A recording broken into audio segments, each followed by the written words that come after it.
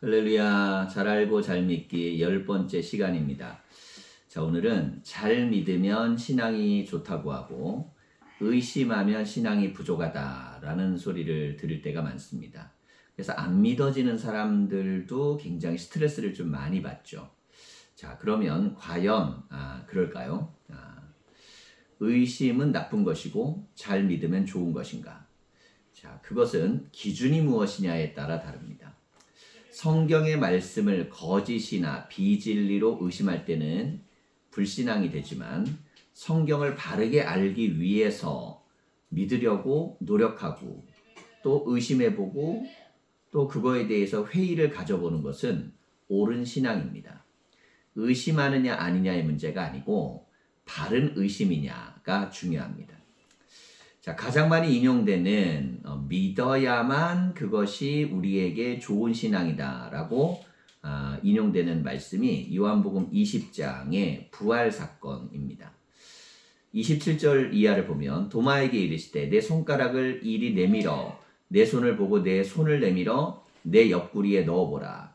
그리하여 믿음 없는 자가 되지 말고 믿는 자가 되라.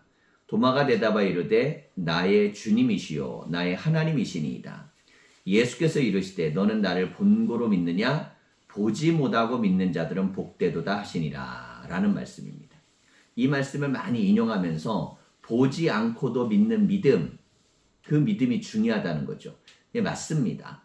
그런데 이 구절을 가지고 설명을 해야 될 굉장히 중요한 전제가 몇 가지가 있어요. 첫째는 예수님을 3년 동안 도마는 따라다니면서 사역을 함께 하였습니다. 그래서 예수님의 사역을 많이 보았어요. 경험했던 것입니다. 두 번째는 다른 제자들 모두 부활을 목격했다고 했는데도 도마는 이것을 받아들이지 못했죠. 증인들이 있었음에도 불구하고. 세 번째는 가장 중요한 것은 예수님께서 십자가와 부활을 예언하셨어요. 그런데 믿지 못합니다. 사실 도마만 믿지 못한 건 아니죠. 그 전에 제자들도 다 믿지 못했었습니다. 근데 그들도 부활하신 예수님을 만나고 나서 믿음이 생겼어요. 근데 도마는 그 자리에 없었어요. 마지막까지 의심했죠. 근데 예수님께서는 의심하는 것에 대해서 책망하셨어요. 그 근거는 예수님이 십자가를 지시기 전에 몇 번씩이나 십자가를 질 것이고 부활하게 될 것을 이미 말씀하셨기 때문입니다. 그러므로 무턱대고 안 믿어서 문제가 된 게 아니고 수많은 경험과 체험과 또 예수님의 말씀이 있었음에도 믿지 못했던 도마의 성향과 기질이 문제가 된 것입니다. 자, 우리의 신앙은요, 보고, 듣고, 체험하고 믿는 믿음입니다. 출애굽기 17장 14절을 보면 여호와께서 모세에게 이르시되 이것을 책에 기록하여 기념하게 하고 여호수아의 귀에 외워 들리라. 내가 아말렉을 없이하여 천하에서 기억도 못하게 하리라. 이 이야기는 하나님께서도 책으로 써서 들려주고 그리고 믿어질 때까지 알려주라는 말씀이에요. 우리의 신앙은 성경을 읽고 말씀을 듣고 신앙을 체험하고 믿는 신앙입니다. 성경이 쓰여진 이유 자체가 하나님의 살아계심을 역사하심을 책으로 기록해서 읽고 믿게 하기 위함입니다. 자, 그래서 안 믿어지는 것은 문제가 되는 것이 아닙니다. 믿어지는 것도 하나님이 주신 은혜가 필요하기 때문이에요. 그러므로 로마서 10장 13절 15절을 보면 누구든지 주의 이름을 부르는 자는 구원을 받으리라. 그런즉 그들이 믿지 아니하는 일을 어찌 부르리요? 듣지도 못한 일을 어찌 믿으리요? 전파하는 자가 없이 어찌 들으리요? 보내심을 받지 아니하였으면 어찌 전파하리요? 기록된 바 아름답도다. 좋은 소식을 전하는 자들의 발이여 함과 같으니라. 말하자면 믿음이라는 건 믿어지는 사람이 말을 해야 되고 체험한 사람이 알려주어야 되고 그리고 믿음이 있는 사람이 기도를 해주어야 돼요. 얼마 전에 어떤 젊은 집사님이 제게 이런 말을 해주었습니다. 자신은 아주 오랫동안 교회를 떠나 있었다는 거예요. 그러면서 교회에 돌아오게 되었는데 아주 신기한 경험을 요즘 한다는 겁니다. 자신이 하나님 앞에 기도를 하기 시작했대요. 하나님 이렇게 한번 해주세요. 이렇게 응답해 주세요. 놀라운 것은 하나님의 응답이 현실적으로 자기에게 체험되었다는 거예요. 그러면서 너무 신기하다는 거예요. 어렸을 때 교회 학교에서도 성경도 배우고 교회 생활도 하고 그랬음에도 불구하고 하나님 교회 신앙에 대해서 의심이 생겼던 것이거든요. 믿어지지 않았었어요. 그래서 교회도 한동안 오랫동안 떠났었습니다. 근데 다시금 교회를 돌아왔어요. 믿음이 독실하고 기도가 돼서 된 건 아니에요. 그런데 그 가정에 부모님께서 이 아들을 위해 기도를 많이 하셨어요. 이 아들이 예수님이 믿어지도록, 기도의 응답을 체험하도록, 그리고 하나님의 살아계심을 체험할 수 있도록. 그런데 본인이 간증하는 거예요. 하나님께 기도했는데 기도하는 것이 이루어지는 게 너무너무 신기합니다.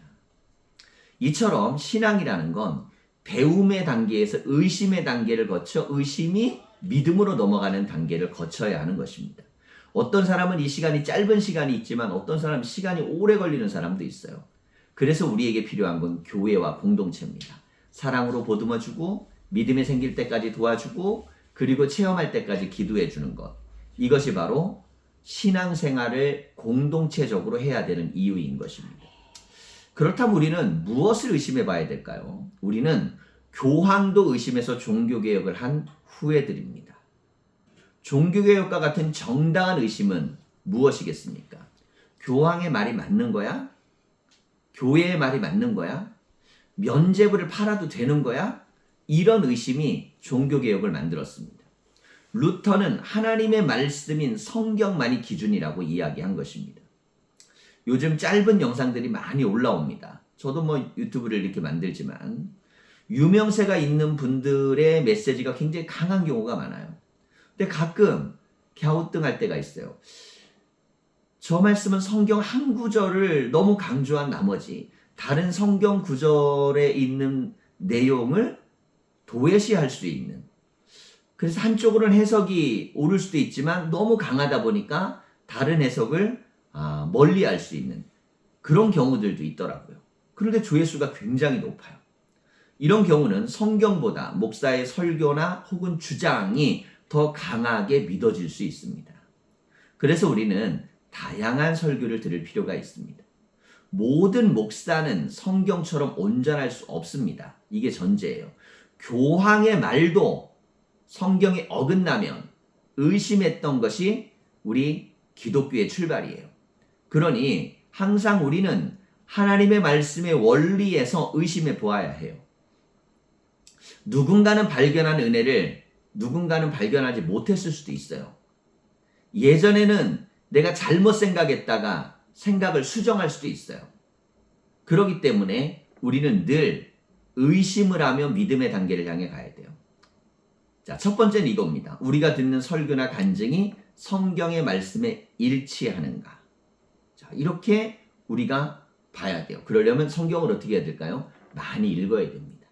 성경을 많이 읽고 성경에 대한 내용들을 풍부하게 공부하려고 해야 됩니다. 두 번째는 성령의 역사라고 말해지는 것들이 성경과 일치하는가를 확인해 봐야 돼요.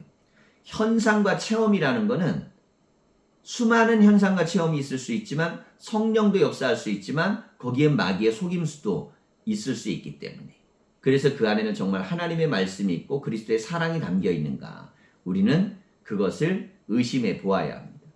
세 번째는 문제는 내가 자의적으로 성경을 해석할 수 없으므로 성경 말씀 해석을 다양한 목사님들이나 해석들을 통해서 우리가 공부할 필요가 있다는 거예요. 그래서 정통적인 신앙관을 나 나름대로 잘 가져야만 좋은 믿음, 성숙한 믿음을 향해 나아가게 됩니다. 의심은 잘못된 것이 아니라 의심은 과정인 거예요.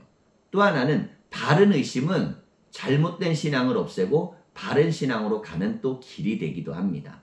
우리 사랑하는 성도님들, 하나님 말씀을 정말 잘 믿기를 원한다면 바른 의심, 또 바른 믿음으로 모두가 다 승리할 수 있기를 소망합니다. 감사합니다.